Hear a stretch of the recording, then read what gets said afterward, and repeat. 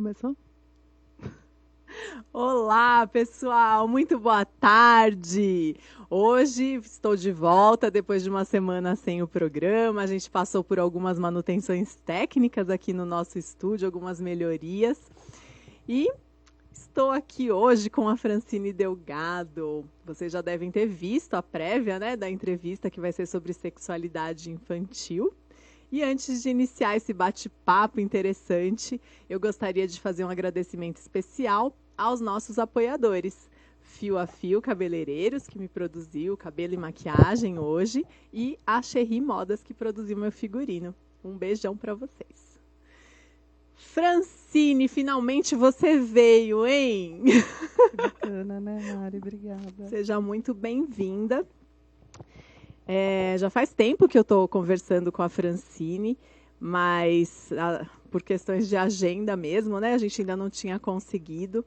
Então, eu vou fazer uma breve apresentação para vocês. A Francine, ela é psicóloga clínica escolar, é orientadora de pais, mãe do Francisco e do Samuel, que é um bebezinho lindo, bochechudinho, que vocês precisam ver. E eu convidei para falar sobre esse tema mesmo, de sexualidade infantil, que eu sei que muitas mães têm algumas dúvidas, né? Porque a criança vai crescendo, vão havendo algumas descobertas, e às vezes nós pais não sabemos tanto como lidar com isso. Então, nada melhor do que uma psicóloga experiente para vir dar uma luz para a gente.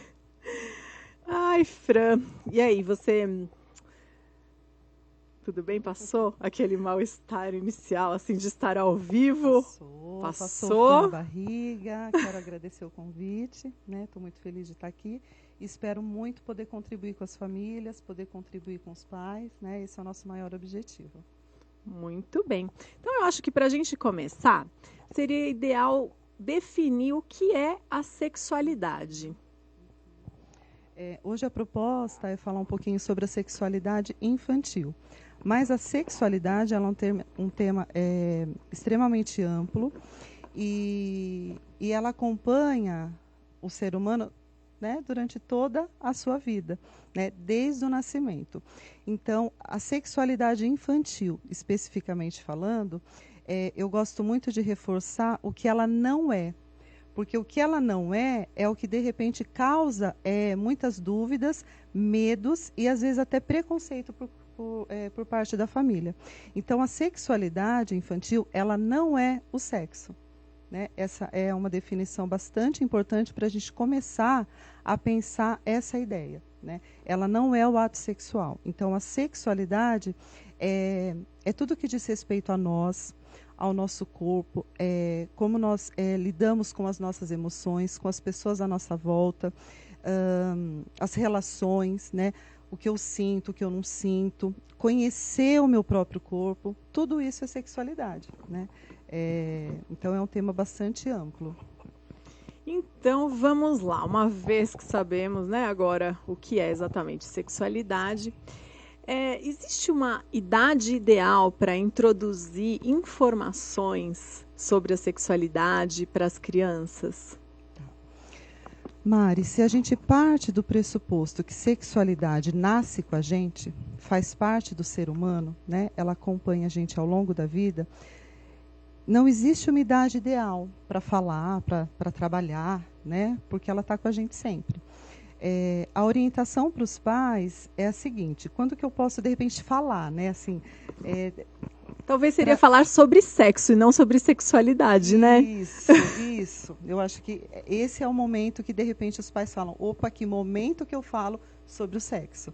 Mas a sexualidade, se a gente pensa que ela está com a gente, ela está em todos os momentos, né? Com todas as pessoas. Então, quando que eu posso, de repente, trazer esse tema e falar um pouquinho mais com os meus filhos sobre isso? Geralmente, as crianças dão sinais. Elas começam a trazer algumas questões, trazer algumas perguntas, observar a diferença do meu corpo para o meu amiguinho. Né? Na educação infantil, isso é bem forte, né? É a hora que vai usar o banheiro, na hora do banho. Então, Quando a criança começa a dar indícios, né, trazer alguns questionamentos, por que não, né, falar e trazer isso assim com um modo bastante natural? Não é tão simples, né? As famílias, isso é um tabu assim para muitas famílias, né? Mas o ideal é que a gente consiga trabalhar isso com bastante naturalidade. Num exemplo concreto, né? Vamos trazer para alguma questão do dia a dia. Você que trabalha no ambiente escolar, com qual idade geralmente as crianças começam a perceber as diferenças, né, entre os sexos e manifestar uma curiosidade sobre de onde vêm os bebês ou alguma coisa assim? Uhum. Olha, na educação infantil isso é bastante forte e por volta de 2 anos, geralmente acontece o desfraude, né? Então, depois do desfraude, as crianças elas começam a ter um contato maior com o órgão genital, né? Vai aprender a usar o banheiro, o piniquinho, né? Então, esse momento ela já começa a entender um pouco mais o seu próprio corpo. De repente, tem uma irmã, né? Tem alguém ali próximo, então começa a perceber as diferenças, né?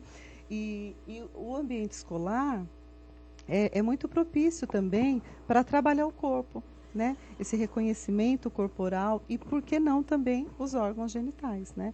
Os meninos e as meninas. E é aquela questão de tomar banho com os pais, né? Porque quando o bebezinho é muito bebezinho, ele toma na banheirinha. E quando tem uma certa idade, às vezes os pais têm o hábito de tomar banho com as crianças. Existe uma idade limite para isso? Ou isso depende de família? Faz bem, faz mal para a formação sexual da criança? Mari, é uma pergunta bastante delicada, porque eu acredito que esteja muito relacionada ao que cada família também acredita, né? Então tem famílias que isso é muito natural, todo mundo tomar banho junto, ou andar com roupas íntimas pela casa. Então isso assim é muito, muito particular da família, né? Claro que por uma questão social é importante a gente também trabalhar isso com os filhos, que nem todos os lugares eu posso estar com uma roupa íntima, né? E nem todos os lugares eu vou tomar banho com todo mundo. Então, assim, eu gosto de reforçar isso, assim, as questões sexuais, as questões particulares da família, desculpa. Porque quando a criança vai para a escola, ela já começa a trabalhar também a questão da individualidade, né? Usar o banheiro sozinha, fechar a porta, né? Os professores começam a trabalhar essa autonomia.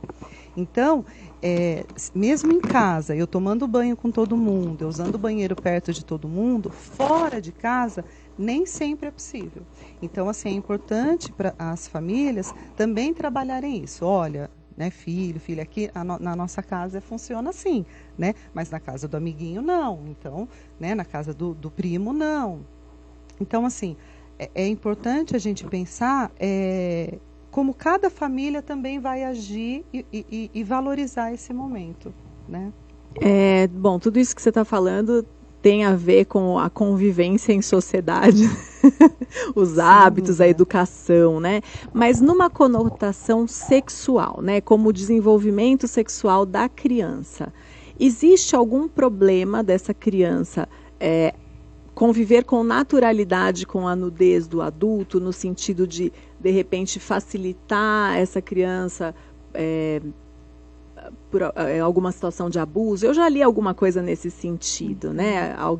Alguma psicóloga já escreveu falando sobre que existe uma idade que já não é mais tão não seria, né, tão recomendado, porque poderia confundir a cabeça da criança do que é permitido ou não, entre uma nudez de crianças e adultos. Tá.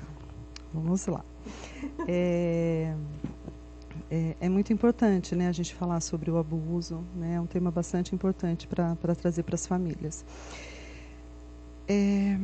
Se a gente, né, voltando lá, né, no início, se a gente pensa que a sexualidade é algo muito natural, e eu vou tentar trabalhar isso com os meus filhos, essa naturalidade não pode ser confundida com eu posso ficar nu perto de todo mundo fica nu perto de mim, todo mundo toca no meu corpo. Não.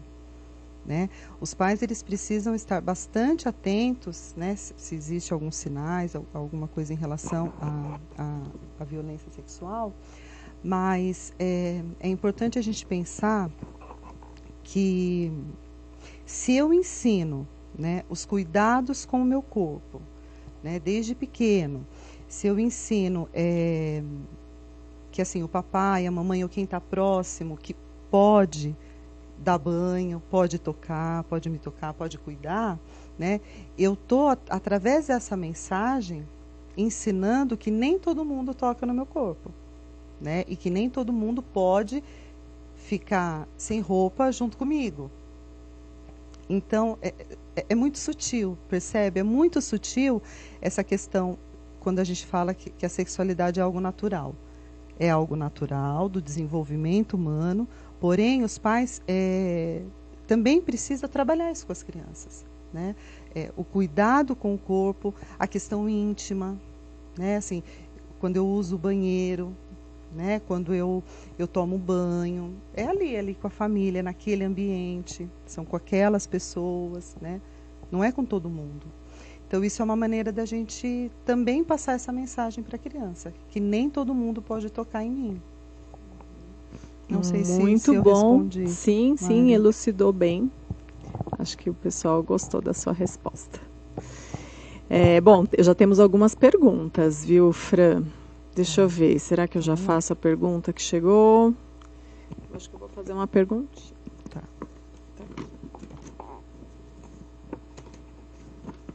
Gente, com a mudança aqui, minha pauta não foi localizada ainda. Então, eu estou com a minha pauta branca hoje. Olha lá, ó. Sueli pergunta. Meu filho, em alguns momentos, gosta de brincar de casinha e quer colocar fantasia de princesa. Isso me preocupa muito. Qual a sua opinião? Um filho, né, que em alguns momentos se veste... Ele gosta de colocar roupa de princesa e gosta de brincar de casinha. Tá, né? Ou seja, nas brincadeiras ele assume de repente um papel, né, que para muitos é visto só como feminino, né, só para mulher, no caso. Quando nós falamos sobre o universo infantil, né, primeira infância, nós não podemos descartar a fase da fantasia, da criatividade. Então, é nessa fase onde as crianças podem experimentar outros papéis, né, de super-herói, de princesa, por que não? Então, assim, não existe problema, se de repente é isso, né, que a Sueli está com medo, gostaria de saber, não existe problema nenhum, prejuízo nenhum para o desenvolvimento da criança e nem da sexualidade, ela se vestir de papéis que de repente a gente acredita que seja de meninas, né? Então isso é importante, para o desenvolvimento infantil, para trabalhar a criatividade, né? Trabalhar as outras relações. Eu tenho amigos, né, homens heterossexuais que brincavam de boneca de casinha com as primas, com as irmãs e, né, não foi isso que definiu a opção sexual deles. Exatamente, né? Isso é um tema, de repente, até para outro programa, né, Mari? Porque realmente as brincadeiras, os brinquedos, eles não definem, né, a sexualidade, não é condição para definir. Muito pelo contrário, né? As meninas que podem experimentar os papéis ditos masculinos é extremamente importante, né? E os meninos também. Até porque hoje a gente fala muito da questão dos pais, né, ajudarem na criação dos filhos, né? Isso sim dá um programa. Isso Também, dá um programa longo. Exatamente, isso. Nós já temos alguns aí previstos, né, Mari? Mas o menino que pode experimentar, brincar de casinha, né, brincar de boneca, isso é riquíssimo para o desenvolvimento dele e para, de repente, quando ele for um pai, ele ser um pai que passou por essas experiências e que pôde viver isso mesmo na brincadeira, né? É um tema Sim, cozinhar não é só para mulheres, cuidar de Exatamente. filhos também não é só para Nós temos, né, mulheres. chefes, né, famosos, né, homens que cozinham muito bem, né, nós temos mulheres assumindo outros papéis Cargos aí executivas, né, que super antes, poderosas. né, eram ditos só para os homens, né, então assim, quanta coisa tem mudado, isso é muito bom para o desenvolvimento do ser humano. Com certeza. Olha, tem mais uma perguntinha aqui. É verdade que existe masturbação infantil? A Lúcia está perguntando. Olha que bom, Lúcia, poder, né, falar sobre isso, porque quando a gente fala da sexualidade e os pais entendem o que é a sexualidade, não o ato sexual, a masturbação ela está bastante presente. Na educação infantil, né, os pais aí dos pequenininhos, os professores, geralmente eles mostram bastante preocupação quando observam alguma cena, né, da criança tocando o órgão genital. E se eu falar para vocês que isso é extremamente natural, é extremamente esperado, isso também faz parte do desenvolvimento da criança se conhecer, né? Então a gente não precisa se preocupar. Para a criança é uma masturbação fisiológica, é algo muito natural, né? É como tá tocando em outra parte do corpo, né? Tem uma sensação boa, sim, tem uma sensação boa, por isso que ela vai repetir algumas vezes, porém não é uma masturbação com olhar erótico. O nosso olhar de adulto coloca para a situação esse olhar erótico, mas para a criança não tem, né? Então é muito importante quando acontecer, a Lúcia, né, que perguntou, é importante a gente tomar cuidado como nós vamos reagir a essa situação. Porque o que geralmente a gente observa, né? Tira a mão daí, né? É sujo, é feio. Não pode. Não pode, né? Principalmente para as meninas. As meninas ainda carregam isso muito forte, né? Então, assim, que mensagem que eu estou passando para essa criança quando eu falo isso? Que isso aí é sujo, não toca, não pode. O que será que ela está entendendo, né? Então, assim, claro que se isso for recorrente, estiver acontecendo muito, de uma maneira que os pais, os professores percebam que está realmente demais, é importante, às vezes, até procurar ajuda de um especialista, né? Até, assim, o próprio pediatra pode fazer uma avaliação, porque, às vezes, existe até infecções que pode causar coceira, né, incômodo, e não é a masturbação. E mesmo se for a masturbação, se estiver acontecendo muitas vezes, com muita frequência, também é importante uma nova avaliação. Mas é um ato que, do mesmo jeito que começou, ele tende a desaparecer, porque é algo muito natural. Muito natural. Então, qual é a conduta ideal dos pais, né? Porque você falou bastante sobre o que a gente não deve fazer. Sim. Qual seria uma conduta positiva? Tá, legal, Mari. Né, a gente tentar entender que ela não tem essa conotação erótica, né? Que a criança está se tocando ali, a intenção é só porque está gostoso, né? Então ela vai repetir isso algumas vezes. E então, assim, o ideal, que é bacana, né, é quando os pais perceberem, ao invés de punir, de repreender, de dar uma bronca, tentar tirar a criança dessa situação numa maneira de distração, né? Então ela está ali, geralmente, quando ela está quietinha, assistindo a TV, quando ela está mais tranquila, é que começam, né, os toques. Então, chamar ela para alguma coisa, né? Propor outra situação para ela, né? Sem citar o que está acontecendo, né? E assim, não é tão fácil, mas os pais que conseguirem colocar isso para a criança de uma maneira que entende que é uma situação que está bacana, que está gostoso ali para ele, mas que, assim como a gente usa o banheiro, né? Toma banho, né? Em um lugar mais privado, né? Até a masturbação também deve acontecer num lugar também privado. né? Porque às vezes assim, os pais ficam constrangidos quando tá perto da família, não sabem como agir, e aí é onde eles repreendem ou dão uma bronca. Então, né, os pais que conseguirem se prepararem para isso, orientar que a criança pode, né, tocar, ela está se descobrindo, mas que seja em um lugar né, mais íntimo. Fran, eu acredito que você acabou de salvar muita vida sexual de muita criança por aí, muito trauma. Preveniu muito trauma, porque se todos os pais que estiverem ouvindo isso realmente aplicarem esses conhecimentos, eu tenho certeza que vai evitar muitos problemas. Mari, que bacana. É isso mesmo, porque assim, eu sempre questiono os pais, as famílias, como que anda a nossa sexualidade. Como que foi trabalhado isso com a gente? Né? Porque assim, sem falar, eu acabo ensinando também o meu filho a agir de determinada maneira, né? Porque eu aprendi assim e eles, né, eu reproduzo e eles acabam aprendendo. Então, é isso mesmo, assim, como é importante a gente entender o que é a sexualidade e como a gente pode estar bem resolvido com ela. Com certeza. E na fase que os adolescentes, pré-adolescentes, chegam na tal da puberdade, né? Qual seria a melhor forma dos adolescentes receberem uma informação de qualidade?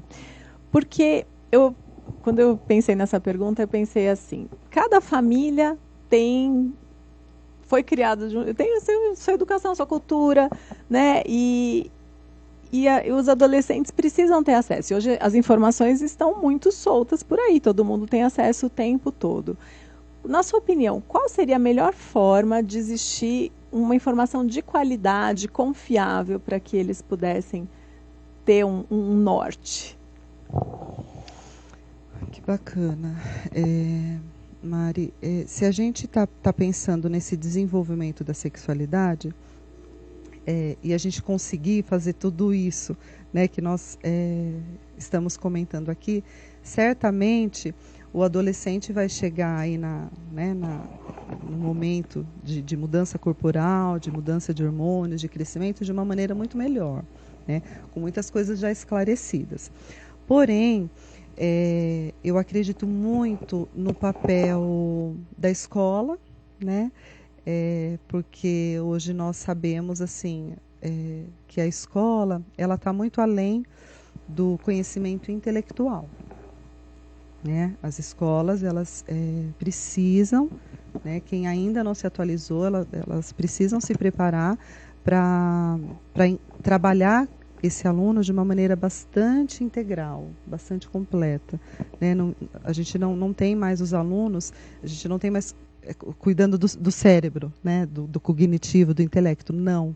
Né? Hoje a gente tem que olhar para esse aluno de uma maneira bastante integrada. Então eu acredito que a escola, né, e esse momento da adolescência é um casamento para falar sobre sexualidade, né? Para trazer abertura para os adolescentes trazerem suas questões, suas dúvidas. Né? Dentro das disciplinas de biologia, ciências, os professores trabalham, né, o corpo humano, trabalham aí a reprodução, né? Porém, e além disso, né, os adolescentes eles têm muitas dúvidas, têm muitos questionamentos. Então, além disso, além de saber como que é o meu corpo, eu quero saber outras coisas também. Né? Então, eu acredito muito no papel da escola para essa abertura, para discutir esses temas. Você teve, uma pergunta pessoal agora, educação sexual na sua escola? Não. Eu tive, sabia? Não tive. Acho que eu estudei numa escola super que moderna. Bacana. Eu lembro que foi na 8ª série. Agora eu denunciei, né? Que agora seria o 9º ano, né? Uhum. Na 8ª série, na aula de ciências, periodicamente tinha uma aula de educação sexual. Uhum. E aí incluía não só conhecimentos, né, específicos da biologia, educação sexual, como também sobre drogas. Era falado. Que bacana. Eu acho muito interessante. Você que trabalha em escola, né? De repente tem uma influência. Eu acho bem importante trazer à tona esse assunto. Desde 1997, Mari, existe parâmetros curriculares nacionais, né, como obrigatoriedade das escolas trabalharem sexualidade, drogas, ética, cidadania, né? Mas eu me questiono, será que todas as escolas, né, dão abertura para discutir sobre isso? E a abertura é deixar os adolescentes falarem. Né? Não é tão fácil. Não é tão fácil a gente trabalhar com o nosso julgamento de ser humano, com o nosso julgamento de professor, de profissional, de pais, porque, como você falou, nós tivemos a nossa educação. Né? Então, assim, eu acredito muito, né, numa roda de conversa, né, num bate-papo, sem julgamento, ouvir muito o que esses adolescentes trazem, porque nós pais, nós achamos que nós sabemos de tudo, porque nós somos mais velhos. Nós não sabemos de muita coisa que está acontecendo. Né? E eu sempre falo assim, a gente precisa aprender a ser pai e mãe. Cada geração é uma novidade, Exatamente. Né? Sabe que chegou uma outra pergunta. Ai, na verdade, eu acho que você até já respondeu, mas vamos lá. É da Lígia. Como colocar limite na masturbação sem causar traumas? É aquilo que você acabou de falar, né? Mas se você puder falar de novo, rapidamente. Lígia, eu acredito que seja isso, assim, né? Entender que pode acontecer, que é natural, né? Mas se tiver em excesso, se os pais perceberem, né, que está em excesso, é importante uma avaliação de um especialista, né? E tentar tirar a atenção da criança daquele momento. Porque se deixar, como está uma sensação boa, né, ele vai ficar, né? Então tentar tirar, chamar para fazer alguma coisa, tirar dessa situação, oferecer outro, um brinquedo, uma brincadeira, né? Isso seria bem bacana. E falando também sobre esse choque de gerações, né? A gente vê que as crianças de hoje, parece papo de velho, né, gente? Eu tenho certeza que nossas avós, nossas mães também falavam isso, mas parece que as crianças de hoje já vêm com uma bagagem, com uma curiosidade, com informações muito diferentes, né? Eles têm uma demanda muito diferente das crianças de antigamente. Eu disse, sei lá, vamos falar de 2, 3 décadas atrás, não precisa ir muito longe, sim, né? Sim. E queria saber assim, a que você atribui a isso? Nossa, eu acho que tem muita coisa para a gente pensar dentro dessa resposta, né? Dentro dessa pergunta, né, Mari? Mas eu acredito muito assim no excesso de informações que hoje nós temos, né? Velocidade de informações. Né? Hoje, quanta gente está acompanhando, né, a gente aqui ao vivo, né, porque as coisas acontecem, né, e a facilidade de informações. Então, hoje todo mundo tem internet, todo mundo tem um celular, todo mundo tem um computador, e as crianças, os adolescentes, eles estão, né, em contato. Então, ali eles conseguem muitas informações. E aí o nosso medo. Será que essas informações são realmente validadas? São realmente informações importantes? São informações verdadeiras, que hoje a gente vê muito fake, né? Então, eu acredito que essa seja a maior mudança assim, que a gente possa observar. E a gente precisa muito desses pais conectados a esses filhos, a essas crianças. Muito, muito, né? Olha, você falou disso e me fez lembrar de uma coisa. Às vezes a criança está assistindo um vídeo inocente no YouTube, um desenho qualquer, né? E de repente vem outro vídeo como sugestão, ou até mesmo naquele vídeo. Eu já vi vídeos daquela própria Peppa, inocente, para crianças de 2, 3 aninhos, e são vídeos que não são originais da Peppa e com conteúdo, assim, péssimo. Assustador, é. E, então, assim, qual é a sua dica para que a gente consiga tentar, eu não sei se é possível controlar, né? Mas evitar que as crianças caiam em vídeos não apropriados para a idade, algum comportamento, algum combinado, né? Nesse momento eu não estou pensando em tecnologia, estou pensando mais em como nós pais podemos lidar com isso. Bom, de novo, né? Acho que eu vou ser repetitiva no sentido assim da conexão dos pais com os filhos, né? Quando a gente consegue isso, a gente consegue muita coisa, né? Então, assim, eu percebo algum comportamento diferente do meu filho, né? Se ele está apresentando alguma coisa, se ele está assistindo alguma coisa inapropriada. Se eu estou conectada ali, eu estou sentindo, eu estou percebendo essa mudança da criança. E eu dou abertura para, de repente, ele perguntar, né? Mamãe, papai, nossa, eu assisti isso, vi isso, que esquisito, o que é? Então, eu acredito muito assim na relação, nessa abertura, nessa relação dos pais com as crianças, porque aí ele vai poder chegar até você para perguntar, para tirar dúvida, né? Sem medo, sem medo. E é importante isso que você falou até da Peppa, né? Que parece tão inocente. Assim, eu sempre orientei os pais a tentar olhar aquela classificação dos desenhos, né? Que tem a idade e tal. Mas eu também me assustei assistindo um desenho que a classificação era livre, mas que tinha bastante conteúdos inapropriados também. Então, a ideia, como você falou, Mari, não é controlar. Eu acho que a gente não controla, não é essa a ideia, né? Mas a gente pode preparar essas crianças através das informações para que elas lidem melhor com qualquer desenho, com qualquer informação que ela receba. Com certeza. Bom, e falando de novo sobre o abuso sexual, né? Que é um assunto que amedronta muitos pais, porque a gente ouve muitos casos onde o abusador é uma pessoa muito próxima, muitas vezes é até da família ou do círculo de amizades, né? E então, assim, como nós pais podemos identificar situações ou dá para saber quem pode ser o abusador? Que tipo de pessoa tem essa tendência pedófila que pode estar perto da gente? Uma pergunta complexa, né, Mari? Porque quando nós falamos de seres humanos, né, nós estamos falando de uma complexidade realmente bastante grande, né? Mas eu ainda insisto nessa relação bastante um vínculo bastante grande com a criança, porque eu vou perceber. Se tiver acontecendo alguma coisa, os pais percebem.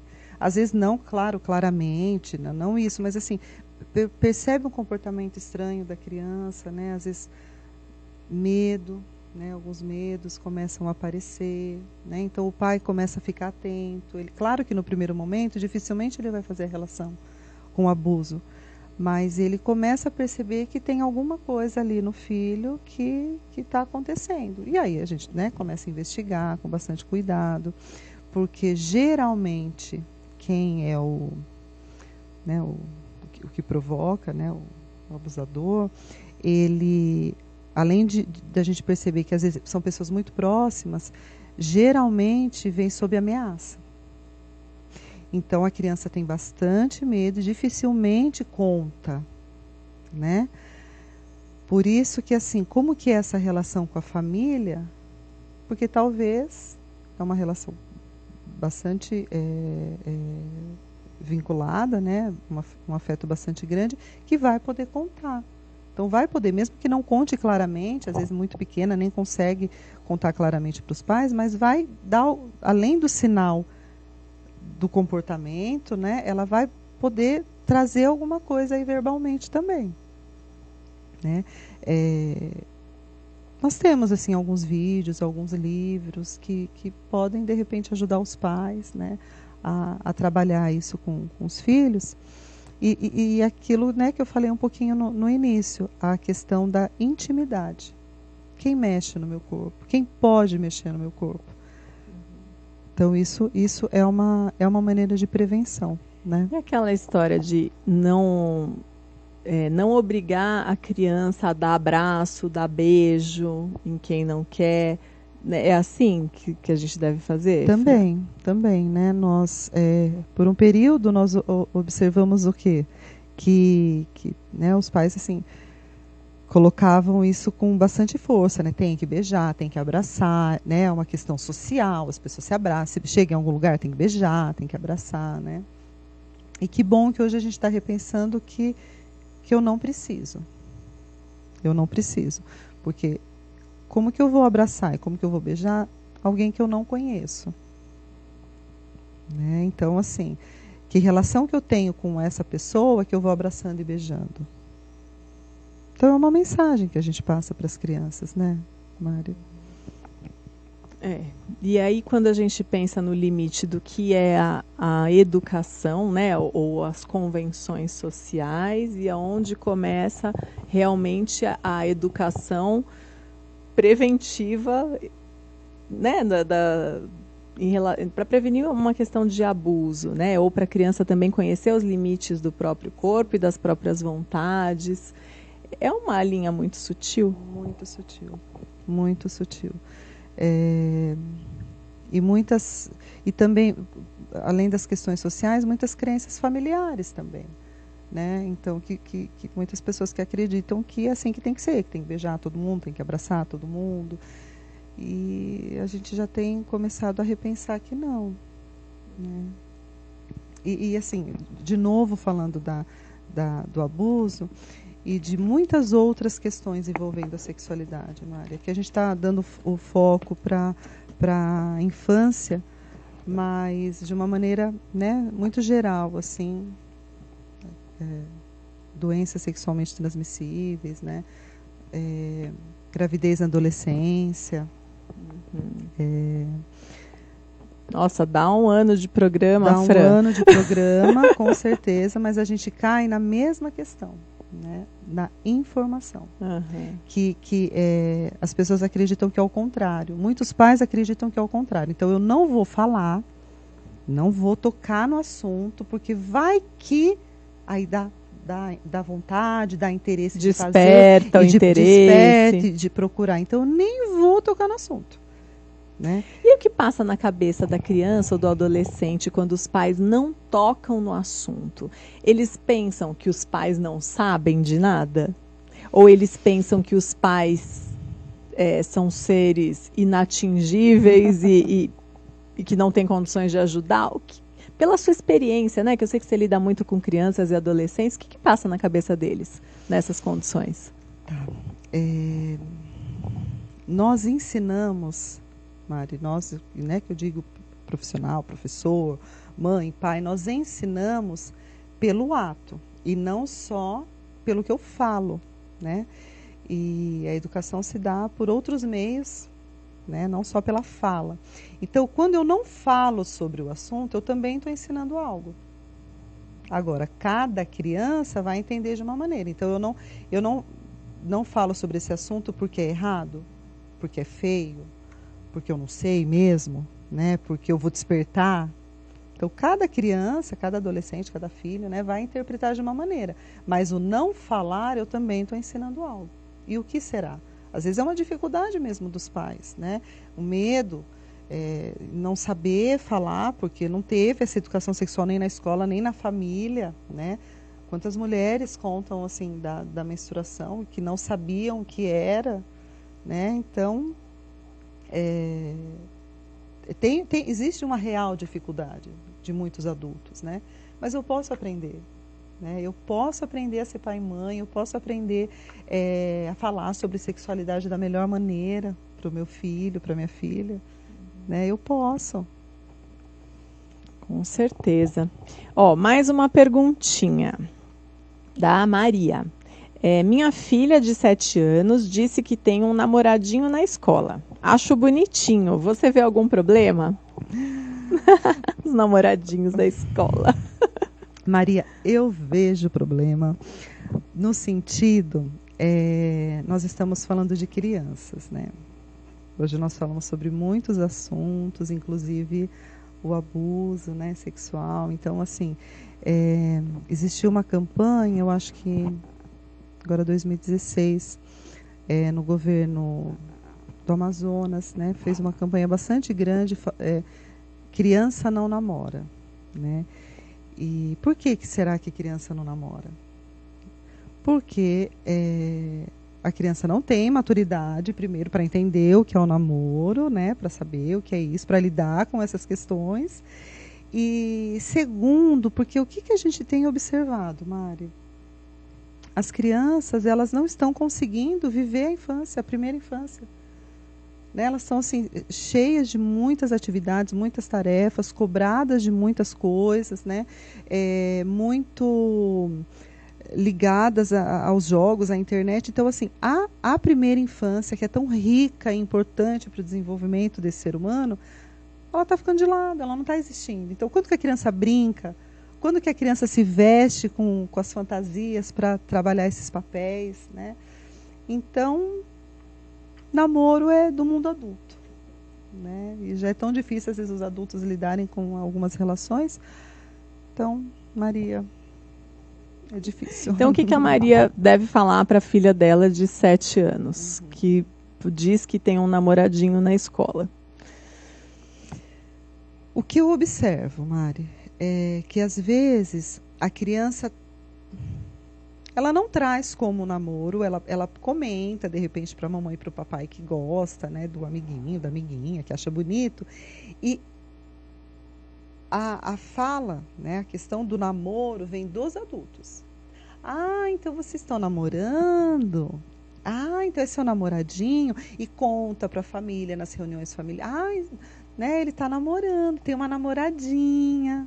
Então, é o olhar do adulto. Então, o que a Maria pode fazer? Eu acho que é trabalhar essas questões de entendimento que criança não namora e colocar isso claramente para o filho. Né? Não sei se filho, filha, colocar isso claramente. Criança, filha, criança brinca. Criança já tem um monte de responsabilidade que é a escola, né? Mas é o mundo infantil. Muito bom. Vamos seguir com a campanha Criança Não Namora. Acho uma bandeira muito justa. Sim, sim. Né? A infância já está tão comprometida, como você mesma falou. E cada vez mais curta, né, Mari? Cada vez mais curta. Você falou de jogos. A criançada está muito vidrada em videogame, né, Fran? Sei que não é assunto da nossa entrevista, mas eu acho que, de uma certa forma, cabe, porque eles ficam jogando videogame, ficam ali naquele mundinho imaginário, mesmo que esteja jogando com um amigo, né, ou no computador, que às vezes eles jogam em rede, eles não estão ali interagindo diretamente, né, e nem fazendo aquelas brincadeiras que podem desenvolver mais a coordenação motora, enfim, sim, outras brincadeiras sensoriais, né? Sim. E ficam ali. Então, assim, até que ponto isso também não pode afetar o desenvolvimento psicológico dessas crianças, né?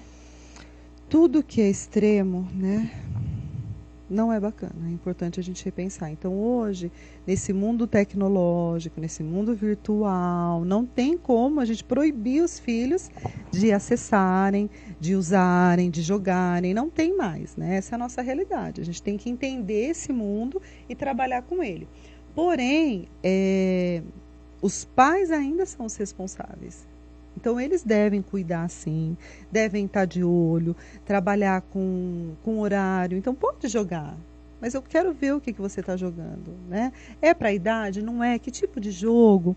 Porque aí a gente vai para outro caminho, a gente vai para o cyberbullying, né, que está aí por trás das redes, então... Aí já dá outro programa. O Paulo, né, já falou um pouquinho sobre Mas o bullying. Olha, Fran, eu gostei muito da entrevista, achei que foi muito esclarecedora. Fiquei muito feliz com a participação de vocês, viu, gente? Vocês estão cada vez mais participando do programa, mandando suas perguntas. Podem continuar daí para mais, a gente adora responder.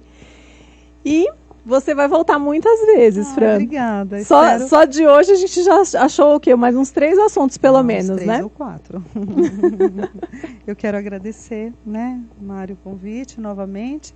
E me coloco à disposição das famílias, dos pais, né, que quiserem, de repente, tirar uma dúvida, perguntar alguma coisa. Eu fico à disposição. Muito bom. Tá acabando o nosso ano, hein, gente? Já estamos em dezembro. 2018 praticamente está se findando. Aí chega essa época a gente começa, né? Ah, esse ano eu não fiz isso, não fiz aquilo, e agora em 2019 eu vou emagrecer, eu vou começar a juntar dinheiro, eu vou viajar, eu vou fazer não sei o que lá. Então eu queria dar um recadinho para vocês, que vocês vão receber na nossa lista. Quem está cadastrado na minha lista de transmissão vai receber. Quem não está, pode mandar o WhatsApp por inbox no Facebook, na página Mundo da Mariela. Se você ainda não curtiu a página Mundo da Mariela, curta lá. Eu sempre coloco as prévias das entrevistas e depois deixo o link por lá também para vocês curtirem. E esse programa que eu desenvolvi agora para o finalzinho do ano vai se chamar Vida Plena 2019. É um programa que você vai receber áudios pelo WhatsApp para que você planeje o seu 2019 para que ele seja um ano extraordinário. Então, se você quer receber, pode mandar o seu WhatsApp inbox para mim, tá bom? Então, muito obrigada, Fran, mais uma vez. Você sempre será bem-vinda. Muito obrigada. Quem quiser saber sobre os livros indicados, né, para as crianças, né, sobre a sexualidade, também sobre prevenção de abuso, pode mandar mensagem direto para a Fran. O link dela também vai estar no meu link da página Mundo da Mariela, tá bom? Muito obrigada, boa tarde para todos vocês. Obrigada.